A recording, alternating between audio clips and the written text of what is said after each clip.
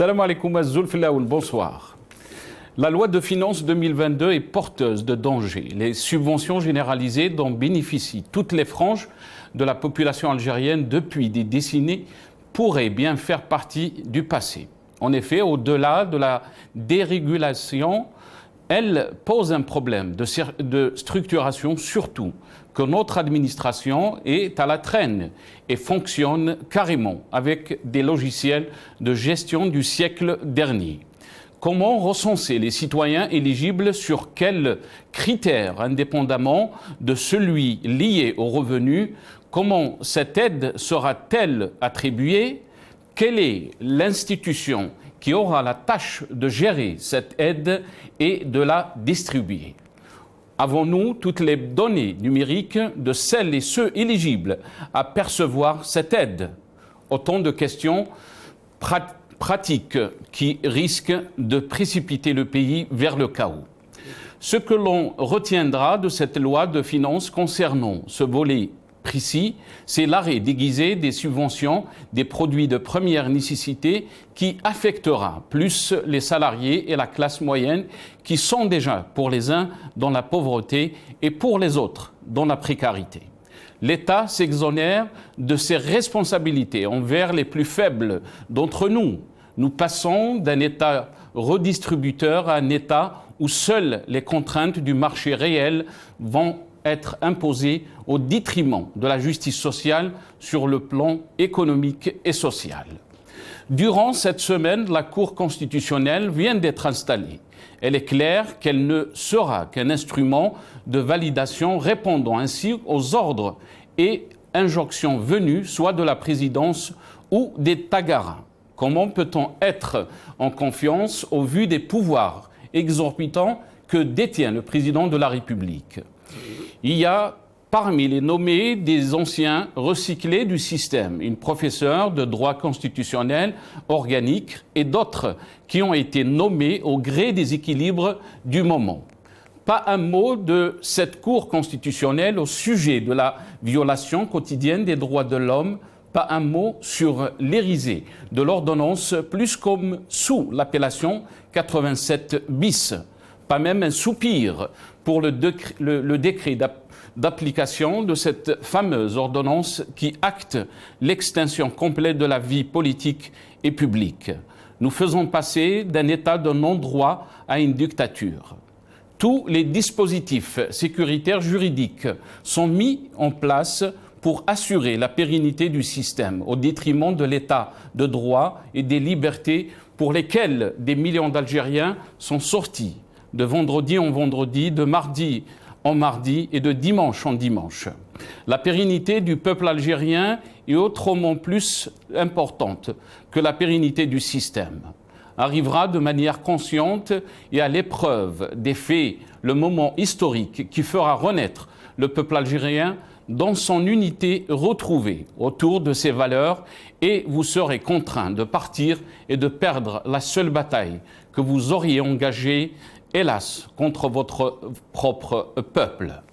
C'est dans un contexte marqué par tant de drames liés au Covid-19, aux incendies meurtriers de l'été, aux inondations ayant causé beaucoup de victimes et dans une situation économique qui a mis pratiquement le pays en faillite, que le pouvoir invite les Algériens au scrutin du 27 novembre.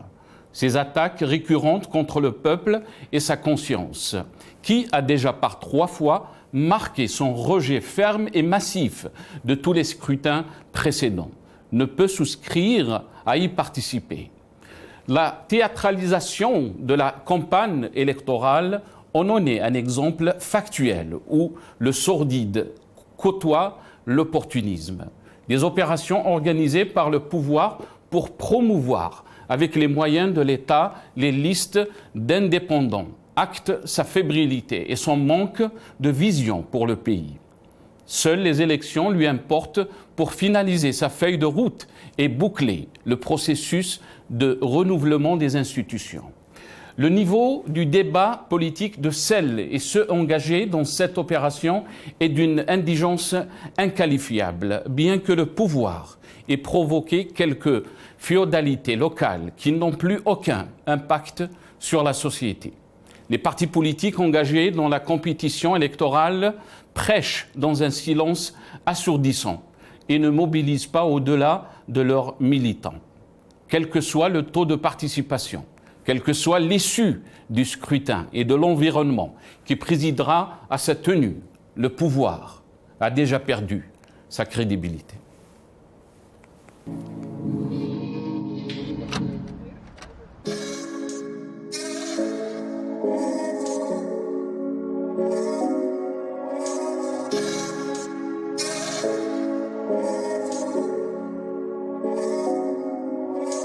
تلقيت روحي في غربة بيا زعفة ولا وش سبا وين الشمس اللي كنت منها نتخبى الوقت هنا يفوت يطير الغاشي ماشي tout le monde est fâché j'ai failli lâcher mes mains attachées le cœur s'est taché soleil s'est caché دوب ريدان لا غريزاي برد هنا يطول وانا قلبي حديد نبدا من الاول ما يفهمونيش بصح نكمل على فين يغوكنس لا غوبال ماني ماني ماني ça parle aux veut la monnaie on a fait c'est ce qui résonnait si je pouvais parler à mon père si je pouvais parler à papa qui نخاف ونتوحش لا بابا كي نمشي ونهضر وحدي ولا كون جي مال كون جي مال كون جي مال كي نعيا نقول في قلبي جوني مار كون جي مال كون جي مال كي نعيا نقول في قلبي جوني مار ديك الحشوغة وين ça fait peur je suis dans le game oui oui oui y'en a qui pleurent ديك الحشوغة وين ça fait peur je suis dans le game oui oui oui y'en a qui pleurent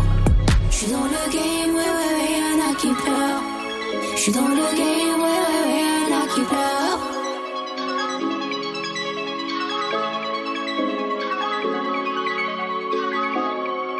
الو مغنية الو سطوالي الو الجيري بيك اب تمزغة كاش بايلا يلا ولا كي البارح كي غدوة سيري طويلة j'passe mes choix j'mange pas mes mots il me donne la nausée j'vomis du feu c'est la vie qui veut c'est ça le jeu داروها بينا ça va mal mon vieux وفانا الجيري ما قدرتش نجري ما في en stand by ليامي تجري j'suis dans le game اخويا j'suis pas ton ennemi ديك لا جاياني قلبي يكتب وانا نغني j'suis dans le game اخويا j'suis pas ton ennemi ديتوكس على برودي معلم وراجع تغني ديك لا جوغا ouais ça fait peur j'suis dans le game ouais ouais ouais y'en a qui pleurent ديك لا جوغا ouais ça fait peur j'suis dans le game ouais ouais ouais Algérie nouvelle, le chaos annoncé. C'est le titre de notre émission pour ce soir. Et pour en parler, j'ai le plaisir d'accueillir dans cette émission Dr Smaïl Almas, économiste, analyste politique, qui est avec nous depuis Alger, via Skype. Si Smaïl, marhaba bik, merci d'avoir accepté l'invitation. مرحبا بك اهلا هزول السلام عليكم. Alaykoum salam wa rahmatullah. Hazoul, marhaba bik, si Ismaïl. On aura aussi le plaisir d'accueillir si Yahya Bounouar, qui est analyste politique, journaliste aussi. Si Yahya, marhaba bik, merci d'avoir accepté l'invitation, qui est avec nous depuis Paris via Skype. Marhaba bik, si Yahya. Merci pour l'invitation, c'est toujours un plaisir. Yatik Saha. On aura dans la deuxième partie notre ami Karim Tabou, coordinateur national de l'UDS depuis Alger par téléphone, et aussi Maître Nabil Esmaïl, avocate militant des droits de l'homme depuis Alger aussi. On va commencer, donc on aura 3 volets dans cette émission. On va y revenir sur 3 sujets. Loi de finances 2022, fin des subventions, la levée des subventions touchera 12 produits de large consommation. Monsieur Dr Smaïl Almas est avec nous. Il va nous donner donc des détails par rapport à cette loi et qu'est-ce que ça veut dire la fin des subventions. Le deuxième volet, les droits de l'homme, les détenus politiques, mais aussi l'installation des membres de la Cour constitutionnelle qui a remplacé donc le Conseil constitutionnel. On finira cette émission avec la campagne électorale pour les locales que les Algériens qualifient de carnaval في دشرة. سي اسماعيل مرحبا بك مرة ثانية. cette loi de finances qui est passée 2022 et ce qui frappe bien sûr les Algériens, c'est la fin des subventions, si on peut dire, et la levée des subventions qui touchera 12 produits de large consommation. Qu'est-ce que cela veut dire, Smaïl Lalmaz? Bismillah, écoutez, on en avait parlé, je crois, la dernière fois. On a parlé un peu de la loi de finances 2022 et la déception aussi, la grande déception par rapport à tout ce qui est venu, tout ce qu'on a croisé sur ce projet, sachant qu'on s'attendait à un programme de guerre, un programme qui allait booster un peu l'économie, un programme qui allait mettre en place tous les moteurs de croissance afin d'absorber tout ce qu'on a perdu depuis 2019 et 2020 en termes de centaines de milliers d'emplois, essayer aussi d'encourager l'investissement afin aussi de rattraper tout ce qu'on a perdu comme entreprise. Mais malheureusement, on voit que on a affaire à une loi de finances classique, comme si tout était normal, comme si que l'Algérie n'a pas subi la Covid, n'a pas subi la crise, n'a pas subi tout ce que le désarroi qu'on a connu depuis 2 ou 3 années. En plus de cela, là, on se rend compte aussi qu'il y a le volet subvention qui va être aussi qui va être levé, les subventions que le peuple ou les citoyens bénéficiaient depuis toujours se retrouvent aujourd'hui face à un dilemme très très sérieux, surtout que on s'attaque à la levée des subventions ou là à ce dossier pendant une crise aussi dure que le peuple subit depuis quelques années. Je pense que c'est très très mal tombé, sachant qu'il n'y a rien en parallèle qui a été mis en place. On parle bien sûr des 1900 milliards de dinars consacrés chaque année à la subvention qui vont être mises dans une cagnotte pour essayer d'accompagner ou cibler directement les familles nécessiteuses. Mais on sait que chez nous, il n'y a pas de statistiques, il n'y a pas de chiffres, rien n'a été fait dans ce sens. Donc comment identifier les familles nécessiteuses dans un pays où, par exemple, il n'y a pas de chiffres, il n'y a pas de... Je vais aller plus loin, dans un pays dominé par l'économie informelle. C'est Ismaïl, parce que je vais vous laisser développer ça, c'est très important, vous êtes spécialiste. Mais avant de vous laisser développer, on va écouter Ayman Ben Abdelrahman, le Premier ministre, qui l'a déclaré. Parce que vous avez posé des questions qui sont très importantes. Quels seront les mécanismes qui seront mis en place pour définir les nécessiteurs? On parle de 120 000 dinars ou là 12 millions de centimes, le seuil pour les familles qui vont bénéficier de ces aides directes. On écoute Ayman Ben Abdelrahman, le Premier ministre, mais qui est aussi ministre des Finances. سياسة دعم الدولة للفئات الهشة وللطبقة المتوسطة ما زالت وسوف تتواصل، ونزع الدعم عن هذه الفئات يعتبر محرما لدينا. فالجهاز المؤسس في قانون المالية 2022 هذا الجهاز سوف يعيد النظر في سياسة الدعم بحيث يوجه الأموال المرصودة إلى أهلها وإلى أصحابها الحقيقيين والعائلات التي تحتاج هذا الدعم من خلال مقاربة جديدة وآليات سوف يعمل هذا الجهاز على وضعها. Donc ça, c'était les déclarations de Ayman Ben Abdelrahman. Ismaïl, vous avez entendu les déclarations de Ayman Ben Abdelrahman qui parle que ces aides vont, si on peut dire, vont être allouées directement aux familles nécessiteuses. Mais la question qui se pose, vous avez parlé, on est dans l'économie informelle, comment on va recenser ces familles, quels seront les mécanismes qui seront mis en place. Donc toutes ces questions, pour l'instant, n'ont pas de réponse. Et il y a trop de paradoxes dans la politique économique ou la politique en général. On parle d'informel et on veut cibler ou mettre en place un dispositif qui sera appelé à recenser les familles nécessiteuses, etc. Je vais vous donner un exemple. Si on parle d'informel, on parle de milliers de centaines de milliers de commerçants qui exercent son registre commerce, ceux-là qui ne sont pas référencés au niveau du Centre national des registres commerce. Donc, il n'y a pas de traçabilité. On ne sait pas ce qu'ils gagnent comme argent, ce qu'ils gagnent ce qu'ils font comme chiffre annuel. Donc, comment qualifier ou classer ces gens-là qui n'ont pas de traçabilité au niveau de la CNAS, au niveau de la CASNOS, au niveau de l'administration? Vous avez des familles, le père il est grossiste, ses 2 enfants travaillent avec lui, qui a eux 3, ils gagnent plus d'1 million de dinars, mais il n'y a pas de traçabilité. Est-ce que cette famille est qualifiée de famille nécessiteuse ou là? D'après la loi aussi.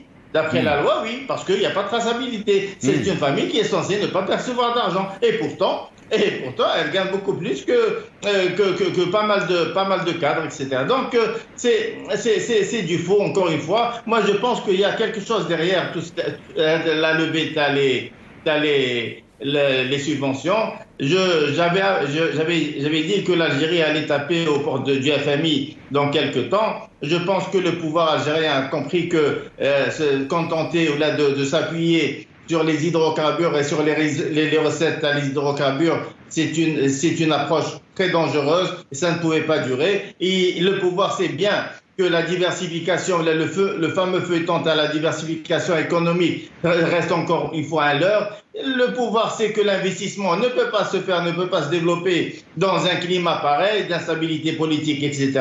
Et justement, quand on parle d'instabilité politique, on parle de manque de confiance.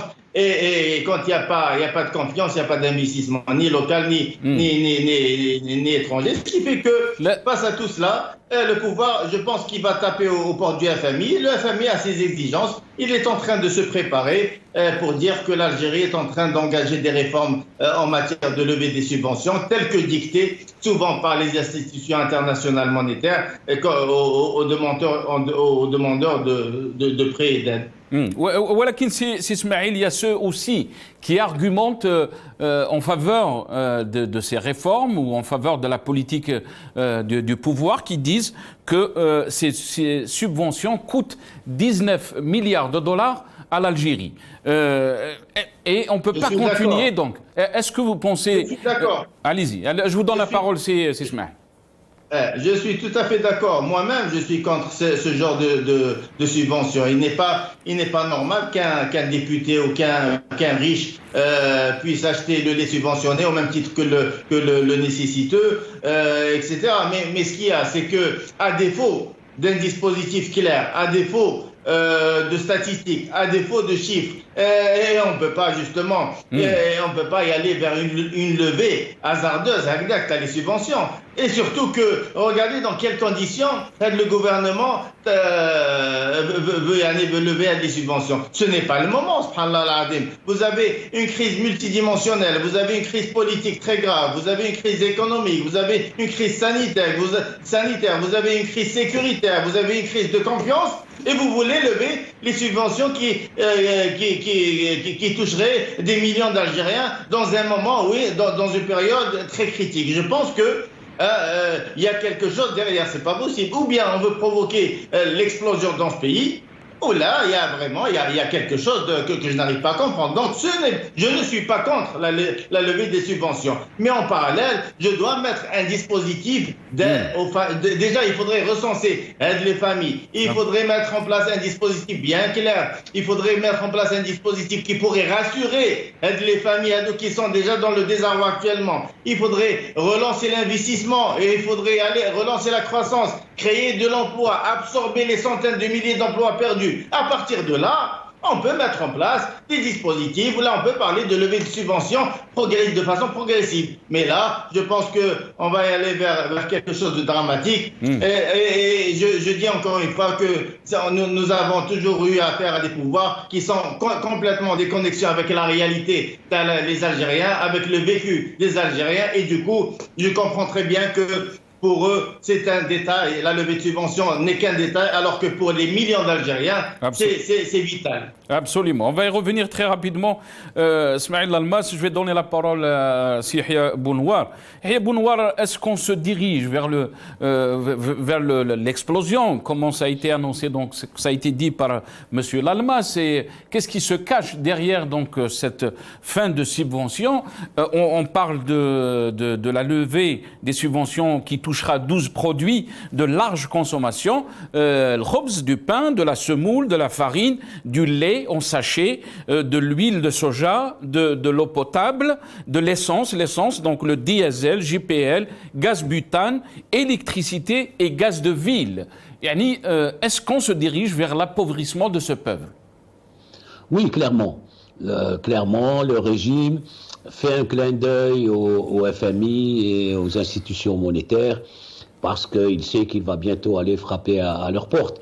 Mais par rapport, pour dire un mot, par rapport aux subventions généralisées, les subventions généralisées de cette manière, telles qu'elles existent en Algérie, elles existent dans les pays où la part des personnes qui en ont besoin est importante. En Algérie, c'est évalué à 80%. Entre 60 et 80% des gens ont besoin des produits subventionnés. Dans les pays riches, où la part des gens qui ont besoin, c'est 10%, 15%, on peut cibler, en plus ils ont les moyens de cibler, il y a les impôts, il y a différentes manières de cibler, mais la part de la population qui a besoin d'aide est limitée. Chez nous, on peut se permettre des subventions, contrairement à ce que dit votre invité, on peut se permettre ça parce que ceux qui trichent ou ceux qui en profitent sont minoritaires par rapport à la partie de la population. Mais c'est Yahya, ceux qui argumentent, donc je l'avais dit à M. Lalmas, c'est que ça coûte à l'Algérie 19 milliards de dollars. Oui, est-ce qu'on peut continuer à gérer donc le volet social avec autant de dépenses? Bien sûr que si sur les 19 milliards de subventions, il y en a peut-être 2 ou 3 qui vont aux riches et qui en profitent. Mais il y a 80% de la population qui vit grâce à ça. Aujourd'hui, vous avez vu les autres produits qui ne sont pas subventionnés flambent à cause de l'inflation, parce qu'ils impriment des dinars de partout, la dévaluation du dinar, ça flambe.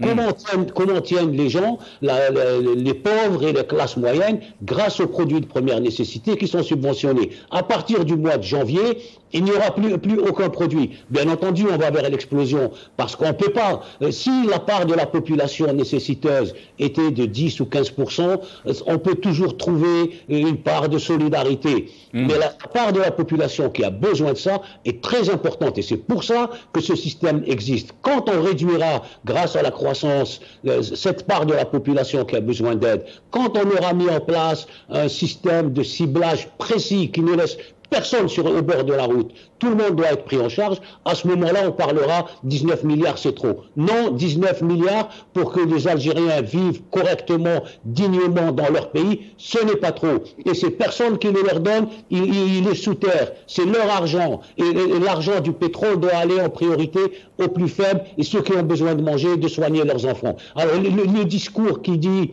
c'est trop, il y a quelques-uns qui en profitent, oui, il y a quelques-uns qui en profitent. Mais il y en a beaucoup qui vivent grâce à ça. Et donc, il faut prendre le temps. Ce n'est pas du tout le moment. Il a raison de dire que ce n'est pas le moment. Et peut-être ce n'est pas du tout la bonne solution. Tant que la part de la population qui a besoin de ces aides est importante et dépasse en tout cas les 50%, il faut garder ce système. Quand on aura réussi à ce qu'il y ait moins de pauvres, moins de nécessiteux dans notre pays, on réfléchira à quelque chose d'autre. Mais pour l'instant, non, il ne faut pas le toucher. Alors, il le touche parce que... Et pourquoi donc il a arrêté ou il a pris donc cette décision, d'après vous, Yahya Bounouar, alors que, sachant que ça peut créer une explosion sociale, vous êtes en train de dire. Quand on ne sait pas le prix de la baguette, combien ça va coûter, le lait, l'huile, l'essence, diesel, l'électricité, tout ça, ça va être une pression pour les Algériens. Oui, en tout cas, ça va augmenter, c'est sûr. C'est des produits de première nécessité. On ne peut pas vivre sans électricité, on ne peut pas vivre sans eau, on ne peut pas vivre sans transport, on ne peut pas vivre sans farine et sans huile et sans lait dans un pays pauvre comme l'Algérie. Le Premier ministre des Finances, est un ultralibéral. S'il a été nommé, c'est justement parce qu'il a le soutien du FMI et des institutions internationales. Le régime en tant que tel, le régime militaire, est isolé au niveau international et donc il cherche à faire plaisir, il cherche à faire le beau. Voilà, on va couper le Chab, il s'en fiche, bien sûr. Après, il s'en fiche, c'est pas nouveau. Vous avez parlé des élections. Chab sont contre-fiches de leur élection et eux, ils sont contre-fiches de Chab. Donc on est dans cette crise-là. Mais évidemment que ça va aller à l'explosion. Il faut l'éviter, l'explosion. On a vu le Hirak, grâce au Hirak, pas de violence, des slogans pacifiques, mais quand les gens n'ont plus à manger et qu'ils n'ont pas de quoi donner à manger à leurs enfants, ça va être très difficile de dire aux gens de rester calmes. Ce régime joue avec le feu. La dernière fois qu'ils ont fait ça, la dernière crise économique aiguë, c'était pendant les années 90. Les gens mouraient, il y avait du terrorisme, le sang tous les jours, et ben c'est passé parce que les gens s'occupaient, c'est pas grave, on ne sait pas si on va être vivant, donc on a passé la crise.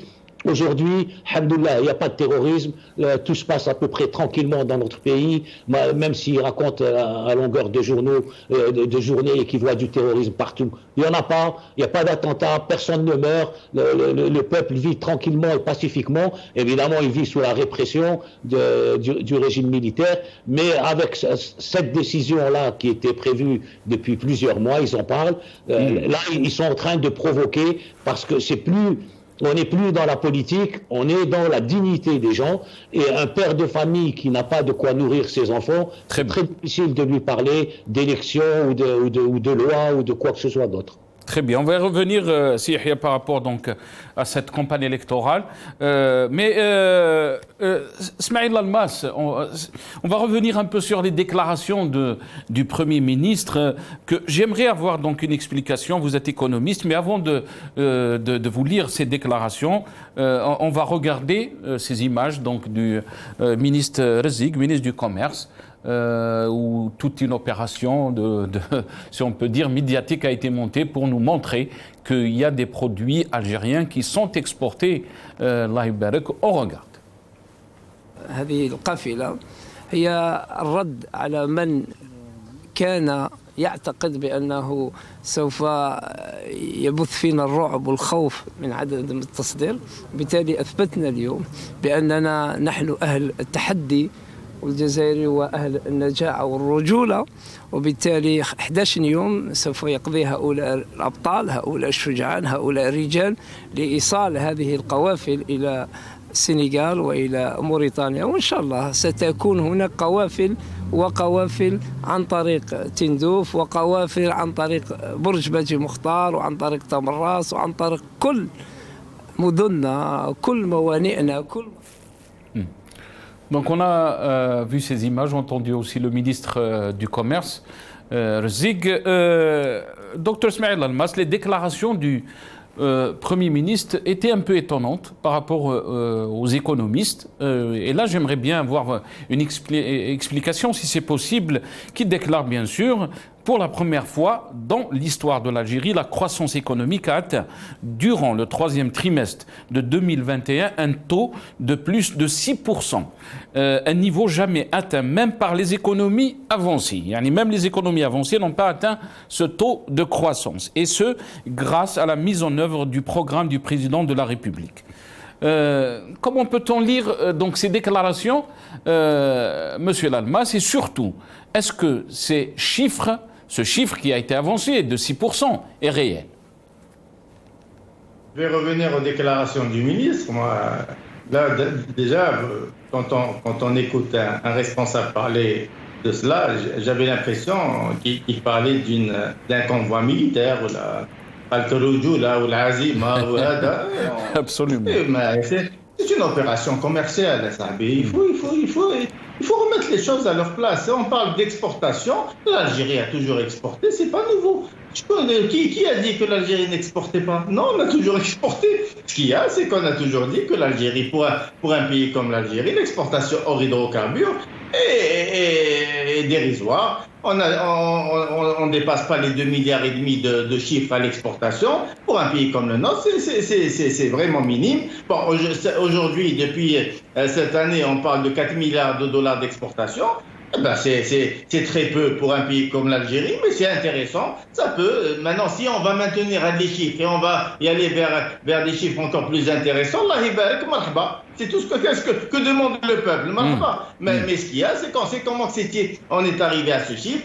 Et c'est un chiffre qui a été tiré par l'augmentation des prix, les dérivés de pétrole, qui en général accompagnent l'augmentation des prix, les hydrocarbures. Il y a eu une période de latence les fournisseurs en matières premières à l'international avec la reprise de la croissance, ce qui a permis à certaines de nos sociétés de se placer et développer les exportations par 10, notamment Tosiali Tawaran qui est passé de 50 millions de dollars à 500 millions de dollars, et tant mieux.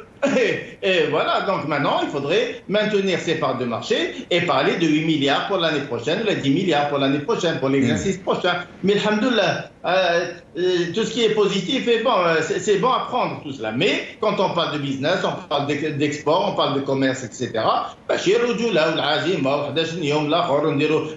Non, c'est une opération d'exportation. Il y a quelques camions qui vont pas distribuer quelques produits sur le Sénégal et sur la Mauritanie. Inch'Allah, on va voir des centaines et des centaines de camions, et tout cela, c'est bon à prendre. Il n'y a pas de souci. Maintenant, pour l'histoire de la croissance, on sait que la pandémie, le Covid, en plus de l'impact sur la santé des gens, a aussi affecté l'économie algérienne avec le recul les recettes, les hydrocarbures. Depuis 2021, avec la mise sur le marché les vaccins et les traitements anti-Covid, il y a eu reprise de la confiance, il y a eu reprise de la croissance au niveau international. Et quand il y a reprise de croissance, il y a une forte demande sur les matières premières, notamment les hydrocarbures. Nous avons bénéficié de cela. Donc l'Algérie a pu quand même bénéficier de ces augmentations de prix à les hydrocarbures, malgré que la production n'a pas suivi. Il n'y a pas eu de création de richesse, Monsieur Lalmas. C'est ça le problème. C'est-à-dire, si on peut dire, c'est les prix l'impact donc de ce chiffre qui a été annoncé, c'est beaucoup plus parce qu'il y a eu augmentation des prix des hydrocarbures. Il n'y a pas que ça. Il y a cela, et il y a aussi cette croissance a été... Bon, le chiffre, on ne peut pas dire si c'est vrai ou pas, parce qu'on n'a pas les données. Vous savez, on balance les chiffres chez nous. Hein. On lance les chiffres et il n'y a pas d'argumentaire à côté. Mais on essaie de voir un peu ce qui se passe à l'international pour extrapoler un peu sur l'économie Tana. Et on voit aussi que la croissance Tana a été aussi portée par le secteur de l'industrie, avec justement l'augmentation, avec l'industrie agroalimentaire et surtout l'industrie métallurgique et l'acier, etc. Il y a aussi les matériaux de construction qui ont connu aussi un essor assez intéressant. Il y a eu une augmentation de ce côté-là. Donc, quand même, il y a eu quelques secteurs qui ont bien fonctionné. Et justement, bien sûr, tout cela est dicté par la croissance internationale. Et ce que j'espère, c'est de maintenir surtout cette dynamique. Mais ce qu'il y a, c'est que cela, comme on le voit tous, n'a pas impacté le côté social, n'a pas impacté le problème du chômage qui est en croissance continue, parce que finalement, toute cette croissance économique est bien pour essayer de rattraper un peu tout ce qu'on a perdu, tous les déficits qu'il y a eu pendant les 2 ou 3 dernières années, suite au Covid notamment. Donc, on ne verra pas de si près l'impact de cette croissance, mais bien sûr, il faut comprendre une chose, que cela ne peut pas durer. Une économie qui repose exclusivement sur une ressource telle que les hydrocarbures ne peut pas aller loin. Il est temps de penser à la diversification. Mais aussi le facteur de confiance dont vous avez parlé. et de stabilité, parce que on a vu plusieurs rapports qui ont été émis par rapport à la situation politique en Algérie, par rapport aussi à la situation des droits de l'homme, et on sait très bien que ces facteurs sont très importants pour donc la croissance, pour une stabilité économique, pour le développement. C'est Nasser. On ne peut pas parler de développement économique si le facteur confiance fait défaut. Et le facteur confiance, Ada, il vient en général de l'aspect de la politique, du contexte politique du pays et de la légitimité. En général, c'est ce qui donne naissance à ce facteur-là, confiance. Et s'il n'y a pas confiance, il n'y a pas d'investissement. Et ici, il n'y a pas d'investissement, il n'y a pas d'économie, tout simplement. Donc chez nous, de toute façon, même les responsables l'ont bien dit, qu'il y a des investissements, c'est-à-dire il n'y a pas d'investissement, il y a un recul terrible en matière d'investissement, il y a un recul terrible en matière de consommation, il y a une inflation importante et galopante que le pouvoir n'arrive pas à maintenir. Et bien sûr, les décisions économiques aggravent les choses. Et quand on parle d'exportation aussi, vous voyez qu'il y a une instabilité terrible en matière de texte. Il y a quelques mois d'avril, on parlait de possibilités pour les exportateurs de profiter des recettes de leur exportation à 100% en devises. Aujourd'hui, depuis le 29 juin, il y a une autre ordonnance qui parle justement que les exportateurs ne pouvaient pas bénéficier de 100% en devises, mais plutôt il aura droit uniquement à des recettes en dinars. Alors vous voyez, en quelques mois, les deux ordonnances, les deux décisions qui cassent toute possibilité de dynamique, tout élan ou tout engagement, t'as les exportateurs, t'as les producteurs, ce qui fait que les instabilités, bien sûr, découragent les investisseurs locaux, découragent les investisseurs étrangers, découragent la diaspora tana qui n'attend que le signal pour venir booster l'économie algérienne. Et bien sûr, aujourd'hui, la croissance, elle est bonne à prendre parce que c'est notre pays, on est obligé de profiter de ces choses-là, tout ce qui est bon, mais ce n'est pas durable et c'est une croissance maquillée. La réalité est tout autre parce que c'est une croissance qui n'a pas d'impact sur le volet social, sur le quotidien du citoyen. Et croyez-moi, c'est Nasser. Vous prenez un citoyen trop lourd, l'Algérie d'être 6% de croissance, de la 150% de croissance, et pour le Canada, je n'arrive pas à remplir mon frigo pour les enfants. Et ça, croyez-moi, c'est malheureux quand on voit des scènes terribles au quotidien, dans les marchés, et tout, des gens très respectables qui ont perdu beaucoup de leur pouvoir d'achat. Je pense que le pouvoir ADA, il doit prendre ça en considération. C'est du sérieux. Il faudrait qu'il descende un peu sur le petit peuple ADA et sortir un peu de club des bains, sortir un peu de leur nuage et se rapprocher un peu des citoyens pour voir dans quelles conditions nos citoyens vivent. Absolument. Et c'est ça la réalité, malheureusement, Monsieur Lalmas. Yahya Bounouar, si on revient donc sur la réalité, cette réalité économique et sociale que vivent les Algériens, c'est une réalité qui est difficile. Elle sera encore plus difficile avec cette loi de finances. Est-ce que vous pensez que ces pressions, qu'ils soient économiques ou sociales, peuvent accélérer le changement demandé par les Algériens, un changement politique? Donc, depuis le 2019, depuis le Hirak, les Algériens demandent qu'il y ait rupture avec la façon de gérer notre pays, avec le système politique, si on peut dire.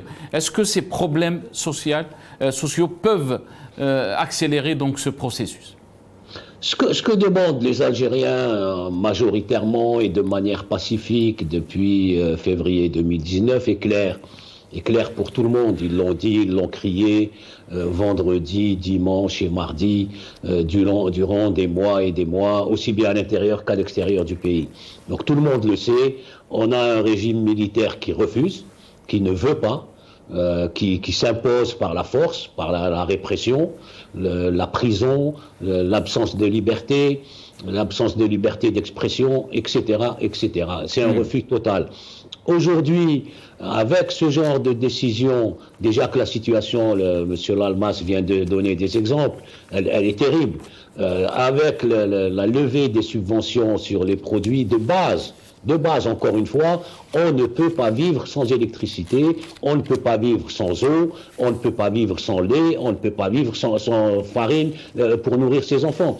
C'est pas possible. Et donc, il appartient aux Algériens, ceux qui sont touchés, de se révolter. C'est-à-dire, quand on est touché à ce niveau-là, dans sa dignité, de ne plus pouvoir nourrir ses enfants, il faut se révolter. Et ils doivent se révolter, parce que la solution est politique. Elle n'est pas économique et sociale, elle est d'abord politique, d'abord régler le problème de la légitimité politique, avoir des dirigeants qui rendent compte à la population, qui travaillent déjà pour l'intérêt de la population et non pas pour les lobbies et les clans, et qui rendent compte à la population et qui sont changés par les gens, par des élections, quand ils ne sont pas compétents et qu'ils n'atteignent pas leur objectif. C'est ça la solution pour l'Algérie. Il appartient aux Algériens, ceux qui m'écoutent, ou d'autres, de se révolter. Le jour où ils n'auront pas, il faut se révolter avant, bien sûr, mais attendre le jour où ils n'ont pas de quoi nourrir leurs enfants pour se révolter, il faudra le faire, mais même s'il faut le faire plus tôt. Et hélas, nous, on appelle toujours à ce que les choses se passent pacifiquement. Je crains que quand quelqu'un n'a pas de quoi nourrir ses enfants, je crains qu'il n'entende pas le mot pacifique. On l'a vu dans de nombreux pays, lorsque ça atteint ces limites-là, c'est très difficile à gérer. Je sais ce que pensent ceux qui dirigent. On a des informations entre eux, ceux qui se disent entre eux. Et malheureusement, ce qui se disent entre eux est très grave. Entre eux, ils se disent « Iwelfou ». Quand quelqu'un leur dit ce que je suis en train de dire et ce que disait l'invité Lalmas, que ça va être dur pour les Algériens, même les Iwelfou. Ça vous donne le prix dans lequel les citoyens. Très bien. Yahya Bounoua, راك معنا؟ Oui, très bien. Yahya Bounoua, parce que vous avez parlé, que ce soit vous ou M. Lalmas, des difficultés que les Algériens vont connaître sur le plan économique et social aussi. Mais des fois, donc on a des émissions où les gens, ils appellent, ils expriment leur avis. يتفاعلوا معنا في الحصص نتاعنا. Juste, je vais demander à la régie de nous faire passer donc le soundbite 1, donc où sont les militants. Comment les Algériens voient la situation. On va parler du deuxième sujet de notre émission et la situation des droits de l'homme en Algérie, mais aussi la Cour constitutionnelle qui a été installée cette semaine. Qu'est-ce que cela veut dire? On écoute ce citoyen qui donc appelé la chaîne El Maghrébia pendant une émission où on ouvre le standard. On l'écoute. كاع الشعب اللي يهضر في المغاربيه باش تهضروا على الناس مساكن اللي راه مرميين في الحباس وانتم مالكم تهضروا لنا دوك على السكر وتهضروا لنا على الاخر وزاد ونقص الدعم ما داعمش نورمالمون كيفاش نخرجوا الحاج ما خدعناهم هذوك والله غير يخلصوها كي الشعب واش كنا نهضروا كاع في كنا نحلفوا ونقسموا بالله باللي ما نخونوش ما نولوش اللور ودوكا ولينا كاع اللور نسينا كاع مساكن الناس تما كلخنا لهم هذو اللي راهم في الحباس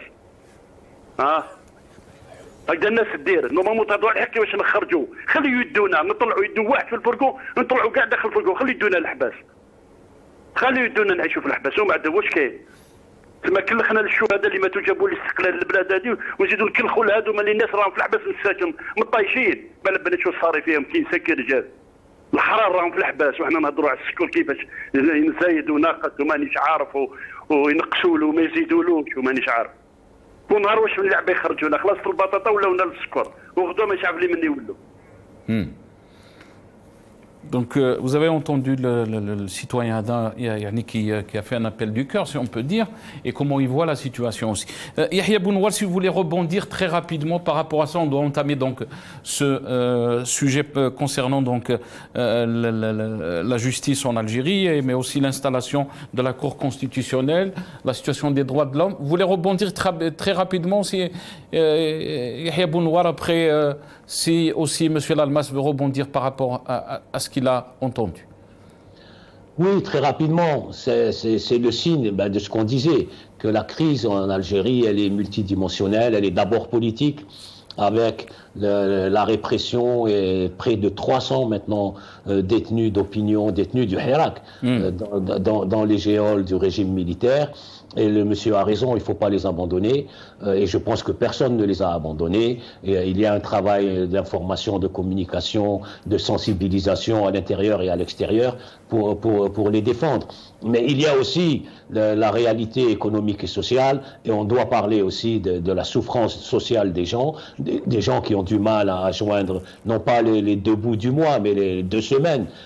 C'est vraiment terrible ce qu'ils vivent. Donc ne pas abandonner les détenus, bien sûr, il a entièrement raison, mais ne pas étouffer non plus ceux qui vivent dans la misère sociale. C'est un combat qui est de plusieurs dimensions: légitimité, les droits politiques, les libertés, le social, la justice sociale. Donc, voilà, tout ça en même temps en Algérie, en plein Hirak, en pleine pandémie mondiale. Donc c'est un combat qu'il faut mener. Voilà.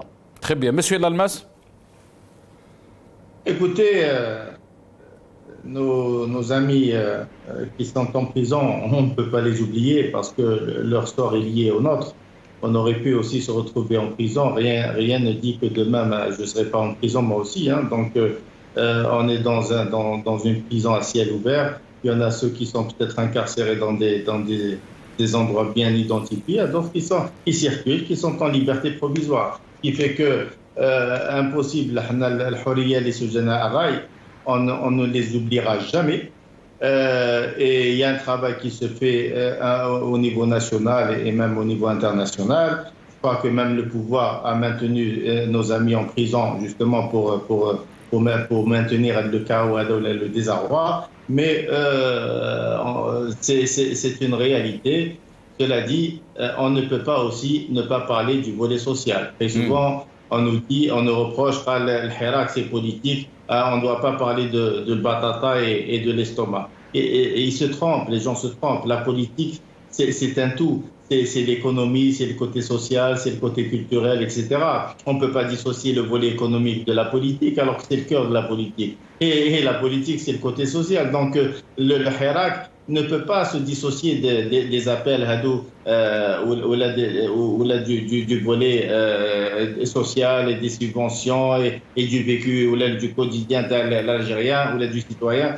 Ce qui fait que nous sommes obligés de prendre en considération les situations de désarroi, le quotidien, le vécu de nos frères et nos sœurs algériens. Donc l'un n'empêche pas l'autre. Donc le Hirak, c'est un tout. Le Hirak, c'est une colère, c'est l'expression d'une grande colère, c'est l'expression d'une colère populaire. Et dans cette colère, il y a de tout. Il y a le quotidien, il y a le nif, il y a العدالة, كاين الجانب الاجتماعي, كاين الجانب الاقتصادي, كاين الحرية, كاين الديمقراطية, كاين بزاف الأشياء. Donc on ne peut pas sélectionner, garder quelques aspects et sans prendre en considération le reste. Très bien.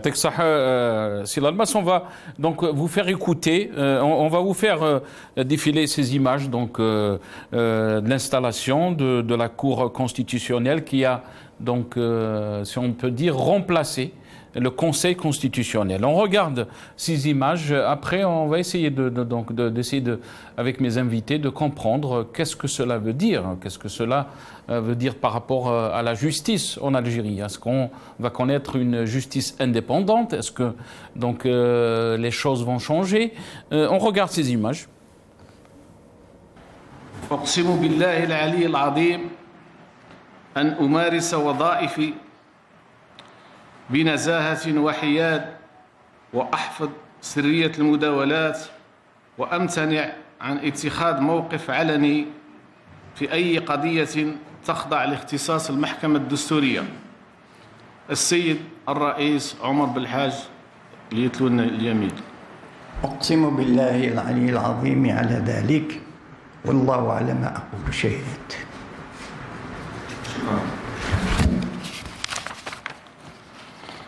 السيدة ليلى عسلاوي.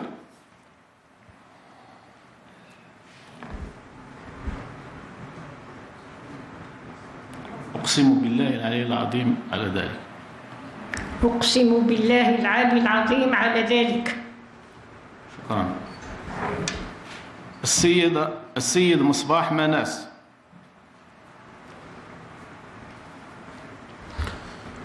أقسم بالله العلي العظيم على ذلك.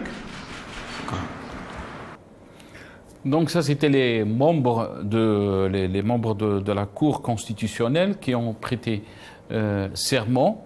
On regarde aussi les déclarations, on écoute les déclarations du ministre de la Justice concernant donc la justice. Et c'est extraordinaire ce que vous allez en train d'entendre. On l'écoute. في الحقيقة المواطن يعني معذور في نظرته السلبية لكل مؤسسات الدولة وبالأخص لمؤسسة القضاء، لأن المواطن لما يمشي للعدالة ما يحسش بالاطمئنان. المواطن لما يمشي للعدالة مظلوم ما هوش متأكد بأن القضاء سينصفه. المواطن اللي ما ارتكبش جرم ما هوش متأكد باللي كي يمشي للقضاء يعاود يرجع لداره. هذا الواقع، هذا هو الواقع، يعني لا داعي لمداراة. Donc, vous avez entendu le ministre de la Justice, Abdelrachid Tabbi. Yahya Bounouar, vous avez vu donc les membres de cette Cour constitutionnelle, les nouveaux membres de la Cour constitutionnelle, défiler, prêter serment, dont un visage peut-être que vous reconnaissez, Leïla Aslaoui, très connue dans les années 90. Est-ce qu'on est en train de recycler les visages, si on peut dire, déjà connus par le peuple algérien, et comment, quel rôle elle aura cette Cour constitutionnelle? Bah, écoutez, je vais être franc et direct, c'est un véritable cirque. Il s'agit d'un cirque, voilà, d'une opération de communication. À quoi va servir la Cour constitutionnelle? Qu'est-ce qu'elle fera de mieux que le Conseil constitutionnel? Elle est aux ordres des Rangers et des généraux, exactement comme l'était le Conseil constitutionnel. Donc voilà, on a des gens qui n'ont aucune indépendance, qui sont nommés, désignés, choisis par les militaires, qui sont placés là par les militaires et qui obéiront au doigt et à l'œil aux ordres des militaires. C'était valable pour le Conseil constitutionnel, ça l'est pour cette Cour constitutionnelle, de même que c'est valable pour ce qu'ils appellent l'appareil judiciaire. Et vous avez remarqué que personne d'eux ne parle du pouvoir judiciaire. Ils disent tous Mouassasa ou Djihaz, alors qu'on doit parler de pouvoir. Ben, c'est bien la preuve que c'est juste un appareil judiciaire aux ordres qui met en prison et qui jette en prison ceux que les généraux veulent voir en prison et qui libèrent ceux que les généraux veulent libérer. Donc il n'y a pas d'appareil, il n'y a pas de pouvoir judiciaire, il y a un appareil judiciaire aux ordres qui sert à réprimer la population. Et pareil pour le Conseil constitutionnel et la Cour constitutionnelle. Quant aux personnes, oui, Leïla Aslaoui, éradicatrice connue, anti-islamiste, qui applaudissait toute la répression durant les années. Je ne reproche pas d'être anti-islamiste, elle a parfaitement le droit. Par contre, applaudir et cautionner la répression, les assassinats, les disparitions, se retrouver à... Bon, après, c'est ça, elle est à sa place. Elle est dans une cour constitutionnelle, aux ordres des généraux, ben voilà, elle est exactement là où elle doit être. Très bien. C'est Ismaël Almas, donc qu'est-ce qu'elle ramènera de nouveau, cette Cour constitutionnelle, où on est toujours dans le déjà vu, parce qu'il y a beaucoup d'organisations ou d'institutions internationales qui ont blâmé l'Algérie par rapport donc au dépassement des droits de l'homme. On parle de presque 300 détenus jusqu'à aujourd'hui, des détenus politiques, il y a même des avocats et des femmes aussi. Quelle est votre impression par rapport à ça, Monsieur Lalmas? C'est Nasser, je vais peut-être vous étonner. Mais Wallah, il y a des milliards et des milliards de dollars ça, pour être à la place de ses membres, etc., ou des juges ou des trucs à la justice. Wallah, dans un pays comme le nôtre, dans un système judiciaire comme le nôtre. Taqsim billah, dans des institutions qui m'attawana. C'est très grave. On ne sait pas de quoi sera fait demain, on peut mourir à tout moment, on peut et accepter de travailler dans des institutions dont le premier responsable, le ministre de la Justice, et il reconnaît la gravité de la situation. Tu as la justice en Algérie, tu as le droit en Algérie, mais c'est terrible. Mais la vie n'est pas éternelle.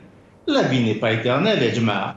شويه درك ولا نامنوا بربي نامنوا ولا ما نامنوش قال نروحوا كلنا نبداو نلعبوا مي لا تقسم تشد القران الكريم تحط يديك فوقه اقسم بالله الوغ على بالك غدوه التليفون يقول لك تي ليبر هذا ولا دخل هذا ولا تخرج هذا تي بالفير وتقول لا غالب اوامر كيفاش هذا اوامر كيفاش تخاف من العبد وما تخافش من ربي وعلاش تقسم au moins qu'ils aient le courage de ne pas passer par l'épisode هذا قال ما كان لا قسم لا والو قال نوميناسيون حطوه وخلي بالك الناس je parle pas des personnes que j'ai vues là moi je parle de ça depuis des années et des années. Je n'ai pas pour habitude de parler des personnes mais c'est terrible on bat des jeunes ساكن في الحباس ما داروا والو qui n'ont rien fait et qui se retrouvent en prison. وكيفاش دير كيفاش تقابل مولاك كيفاش تقابل اولادك كيفاش تقابل العائله تاعك كيفاش تقابل الناس كيفاش mais c'est la justice c'est grave. C'est un honneur d'être un juge ou d'être un procureur mais quand on pratique avec l'inconscience, quand on pratique le travail dans une situation normale, quand la justice est libre, quand on respecte la loi, etc., on applique la loi, etc. Mais pas dans un pays comme le nôtre. Allah. Le premier responsable, c'est pas moi qui le dis. Le ministre de la Justice, il dit واش تزيد فوق هذا الشيء وكونت on parle de réforme de l'institution judiciaire si on réforme ça veut dire que ça ne va pas il y a une reconnaissance de l'état des pouvoirs publics il faut que non on va réformer la justice depuis des années on entend parler de la réforme s'il y a réforme il y a un problème sérieux et s'il y a un problème sérieux ما تلعبش بولادي ما تلعبش بينا ما تلعبش بحياتنا وتروح تقسم ما تقسمش يا اخي ما نلعبوش في هذا الاخر au moins qu'il saute de l'épisode هذا jusqu'à ce qu'on mette en place une institution judiciaire légale une cour constitutionnelle légale juste légitime etc.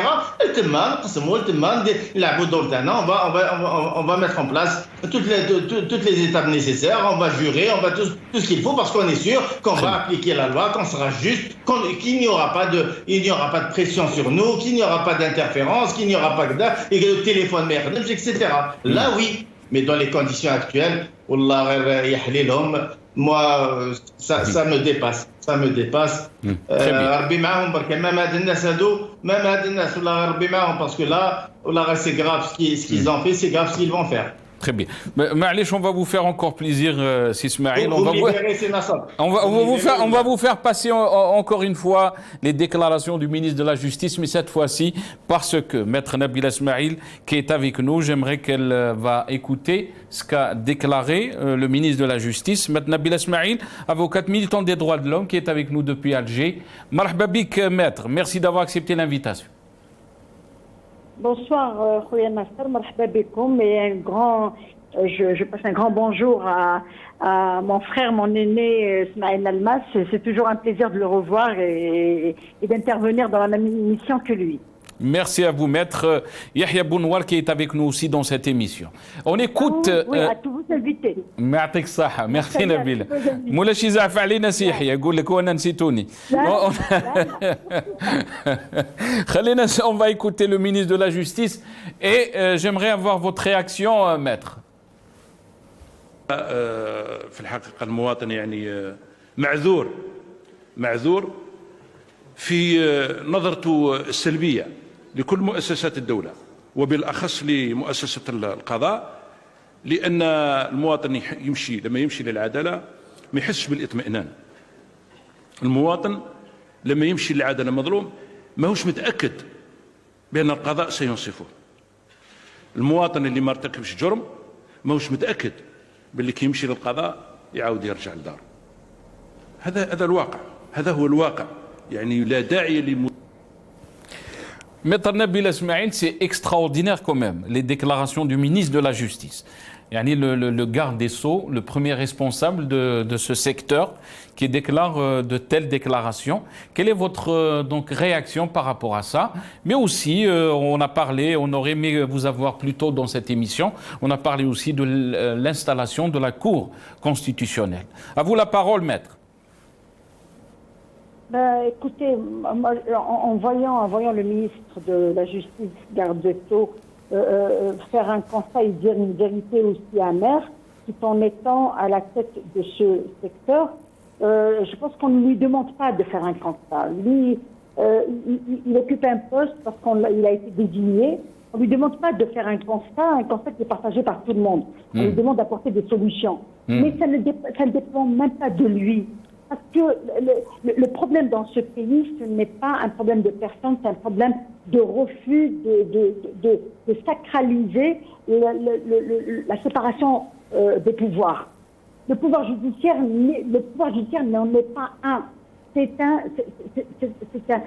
C'est pas un pouvoir qui jouit de toute son indépendance à partir du moment où tout le monde est désigné. Ce n'est qu'un instrument entre les mains de l'exécutif. Moi, le garde des Sceaux qui était président de la Cour suprême, tout le monde parle de son intégrité, de son honnêteté, de sa compétence. Il ne peut rien faire parce qu'il est l'élément d'un système qui a décidé d'utiliser la justice pour faire peur au peuple. Il dit que le muwatin, هنا يهضر لك على المواطن، فما بالك لو كان يهضر على الناشط السياسي.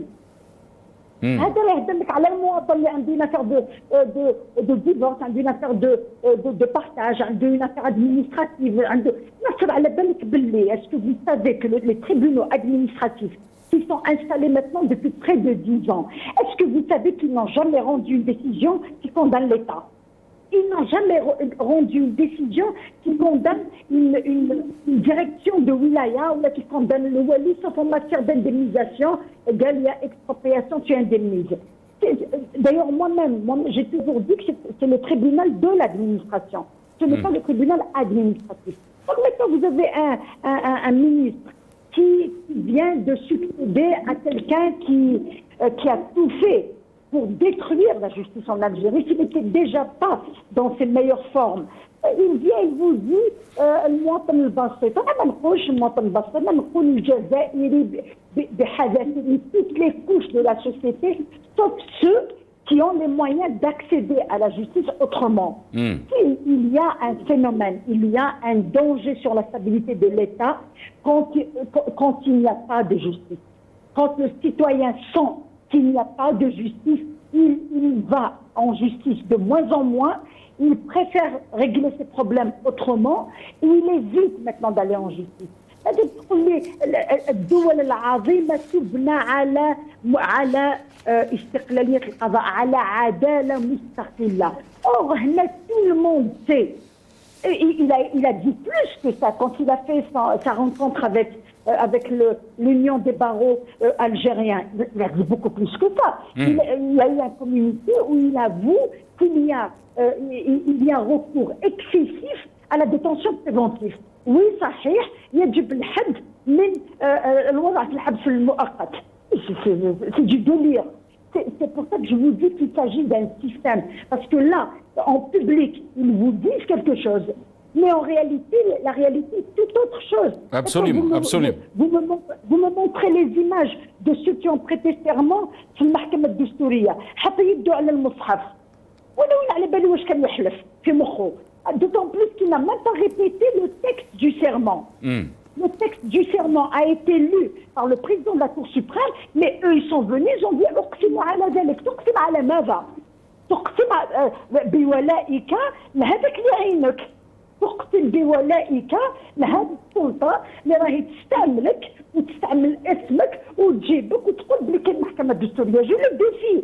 أنا غدوة نروح on va prendre un groupe d'avocats, on va faire une demande pour annuler l'article 87 بيس لعدم دستوريته ولمخالفته للمعاهدات الدوليه اللي سبقت عليها الجزائر جو سي كي فون جامي لانولي.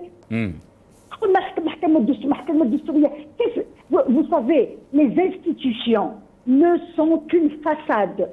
C'est le système qui pose problème parce que quand un système pense qu'il a tous les droits et qu'il a les droits d'utiliser toutes les institutions tadoula في خدمته ورعايته وحمايته, il y a un vrai problème.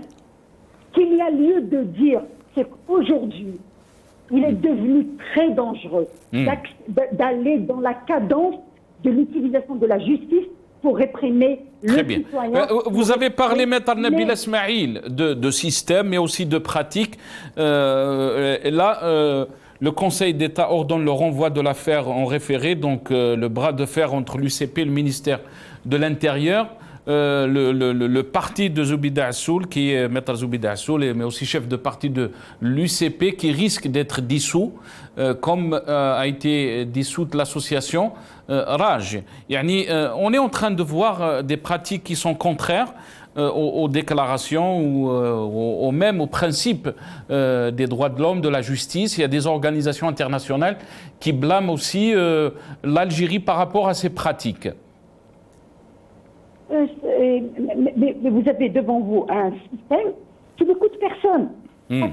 Parce qu'il pense et il en est convaincu que l'Algérie lui appartient. Il est dans une sphère où il revient sur les conventions internationales qu'il a ratifiées, il écrase sa propre constitution, il se permet de revenir sur tous les acquis de la Révolution. Il y a une affaire, quand on consulte l'histoire, quand on regarde un peu dans le passé, c'est un passé récent.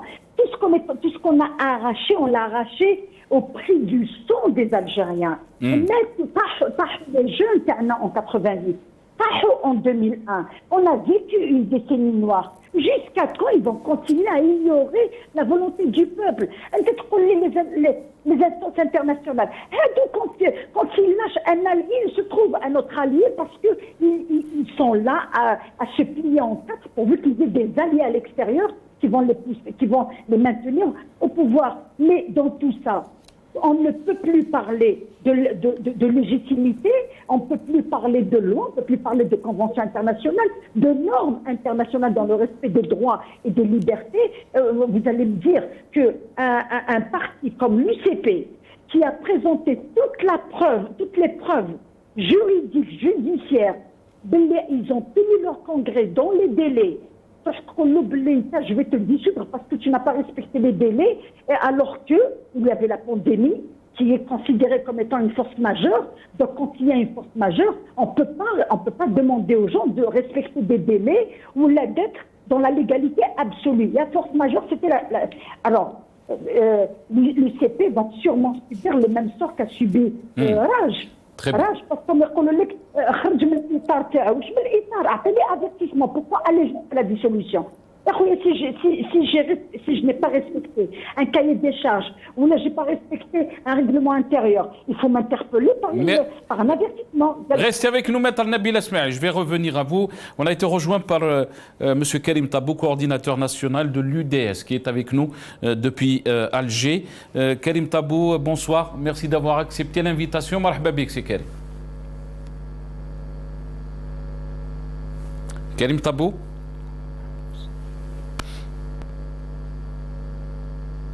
Est-ce qu'on a avec nous Karim? Ah, on l'a perdu, on me dit alors arrête. On essaiera de l'avoir une autre fois. Nabil Esmaïl, je vous ai coupé, désolé parce qu'il ne me reste pas beaucoup de temps. Je pensais que Karim Tabou était avec nous. Si on revient un peu sur le troisième sujet, bien sûr on parlera de cette campagne électorale, la campagne électorale que les Algériens qualifient de carnaval fi Dechara. Mais il y a aussi des partis d'opposition qui participent à ces élections et leur justification, c'est que ces élections sont différentes, si on peut dire, des élections législatives ou d'autres. On écoute Soundbite 5 si c'est possible, comment le FFS a justifié, donc, si on peut dire, sa participation à ces élections? Je pense que le contexte par rapport aux législatives, c'est un peu...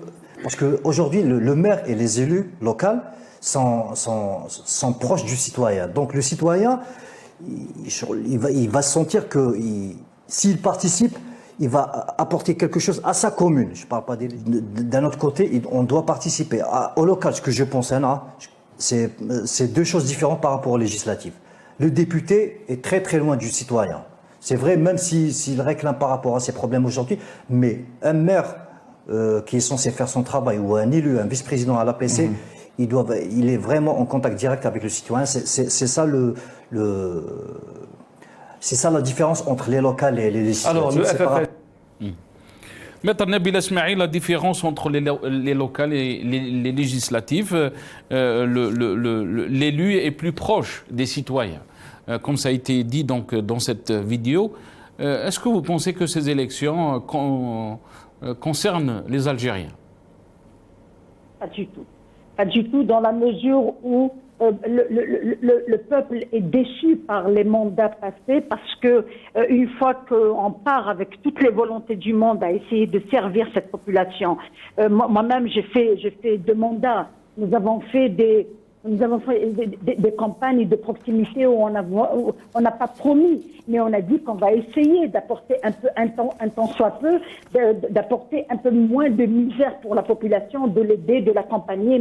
Mais quand on est élu, on se rend compte qu'il y a un mur en béton armé qui s'appelle l'administration et qui a toutes les prérogatives en face des prérogatives qui sont données au maire. Donc maintenant, quand j'écoute cette campagne électorale un peu dans les médias, dans la radio et un peu partout, je me dis mais c'est pas possible. Bon, pour quelqu'un qui ne sait pas, je peux lui attribuer le bénéfice du doute parce qu'il ne sait pas, il n'a jamais fait un mandat.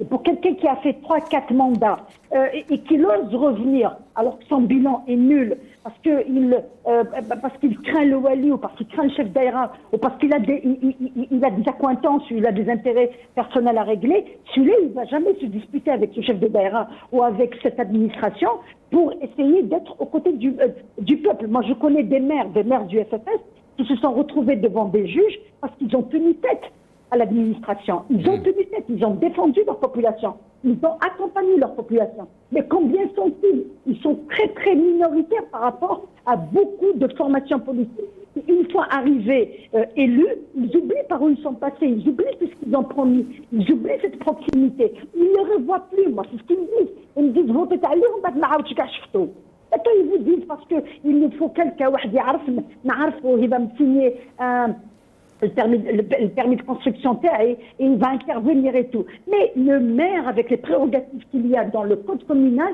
est réduit à signer l'état civil et à signer quelques petites besognes de rien du tout. Il n'a pas de prérogatives.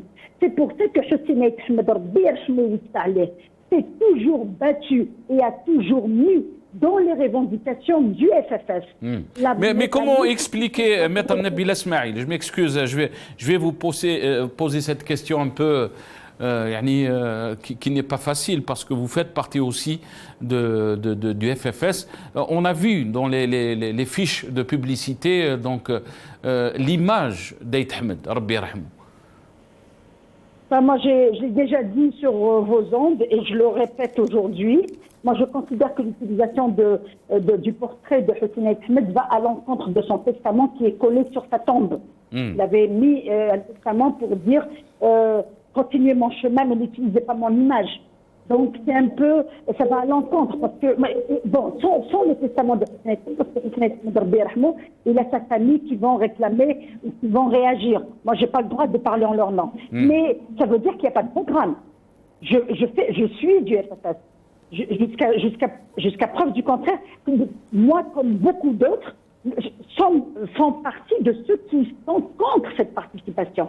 Maintenant, il y a un Conseil national qui a décidé d'y aller, mais qu'on fasse un programme sur la base d'un bilan. Or, le bilan n'a jamais été fait. Il n'y a pas que le FFS qui n'a pas fait de bilan. Moi, quand je vois ce qui se passe à Tizi Ouzou, par exemple, c'est les mêmes qui reviennent. Très bien. C'est les mêmes qui reviennent dans les listes du FNL, dans les listes dans d'autres partis, mais on ne peut pas revenir avant d'avoir fait son bilan. On ne peut pas venir promettre de faire ce que je n'ai pas fait pendant 4 ans. Alors que pendant 4 ans, il y avait encore de l'argent, il y avait encore quelques moyens, mais là, on s'achemine vers une loi de finances qui va appauvrir le peuple algérien.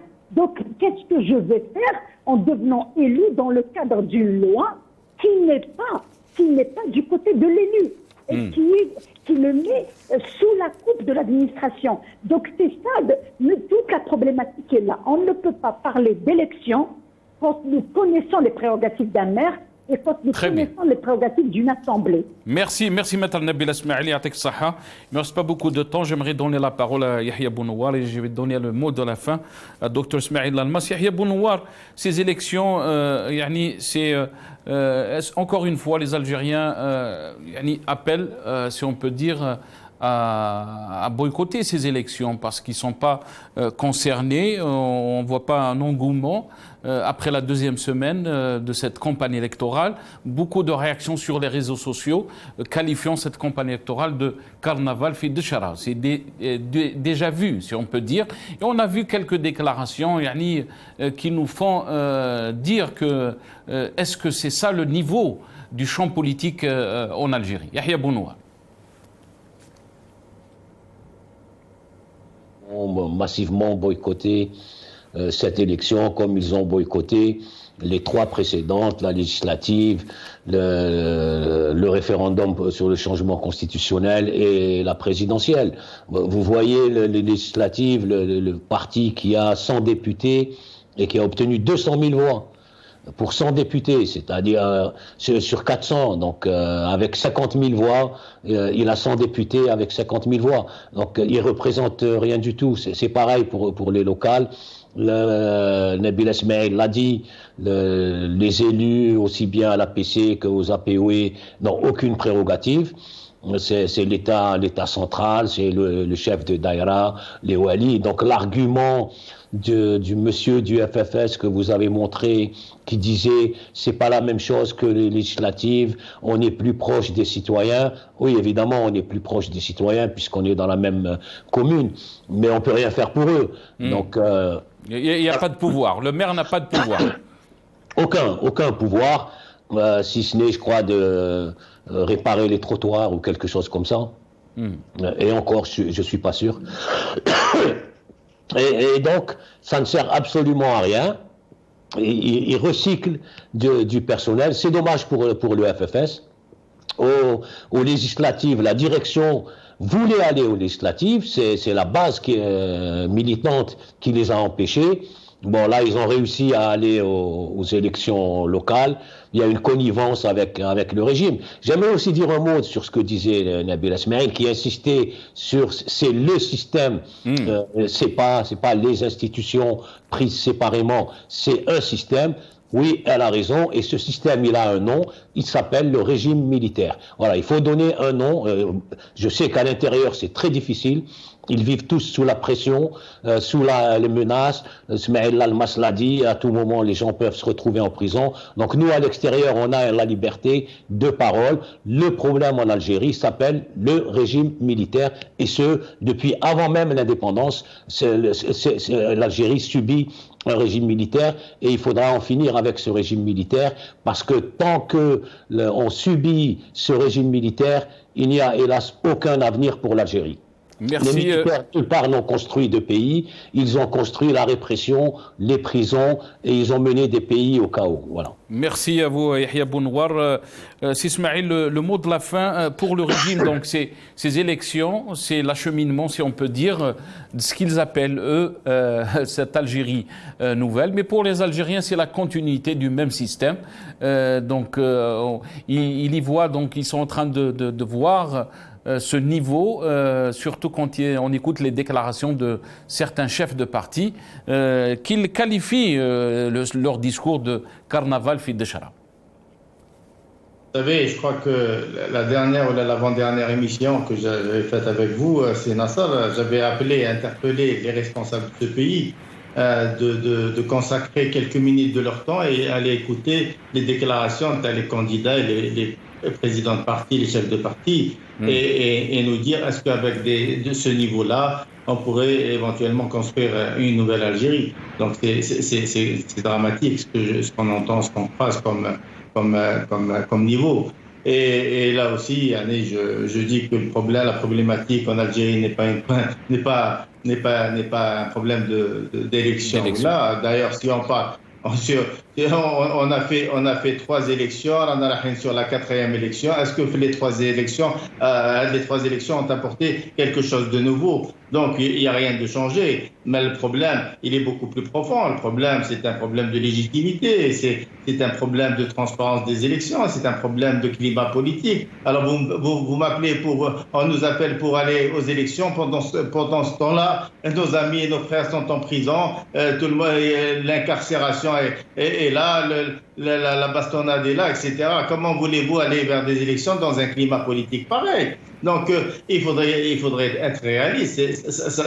C'est une continuité, c'est la même feuille de route que le feu chef d'état-major avait mis en place. On est vers le dernier virage de la feuille de route. Bon, maintenant, vous savez, ce qui va se passer, là, on sait qu'il y aura de nouveaux maires et ils vont recycler les anciens parce que je vois que quelques anciens aussi maires sont aussi candidats. Donc, ça serait ridicule de revenir et refaire avec les mêmes et dire qu'on est en train de construire une nouvelle Algérie. Mais la question n'est pas là. La question, moi, je l'ai toujours dit, on a parlé tout à l'heure.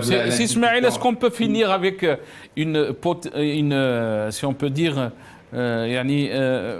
quelque chose de positif, sur une note positive, si on peut dire.